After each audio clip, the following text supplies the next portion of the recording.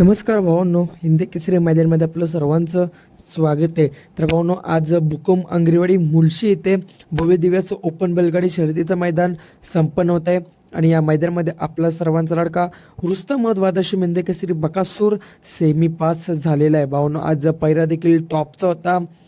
पैरा म्हणजेच कोण होता तर भावांनो महाराज होता. भावांनो, तुम्हाला माहितीच आहे महाराजला काय स्पीड लागते. भावांनो, आता दोन दिवसाच्या गॅपने आपला महाराज पळत आहे. त्या दिवशी मुंबईमध्ये पळताना दिसायला 3 फेऱ्याच्या मैदानामध्ये आणि लगेच आज पळताना दिसायला. भावांनो, काय स्पीड लागते महाराजला.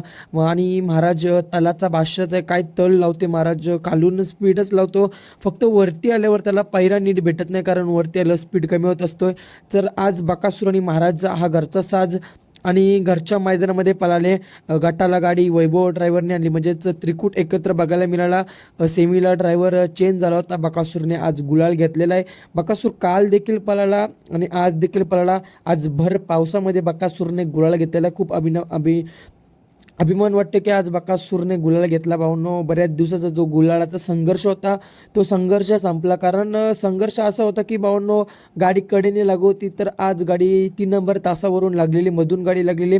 त्यामुळे बकासूर आणि महाराजला चांगलं पळायला मिळालं आणि काय अंतरामध्ये गाडी सेमी पास केलेल्या गाडीने चांगला स्पीड लागलेला. भावनो, काय लढत बघायला मिळाली होती. परंतु जो खाली बकासूर आणि महाराज सुटला तेव्हाच वाटलेला की आज नक्कीच काहीतरी करून दाखवेल. तर गाडी आज फायनलसाठी पात्र झालेली आहे. शुभेच्छा दोन्ही नंदींना.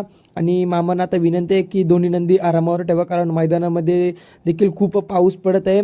काही दुखापत होण्याची जास्त शक्यता आहे. त्यामुळे बकासूरला, महाराजला व सर्व नंदी असतील त्यांना आरामावर ठेवा.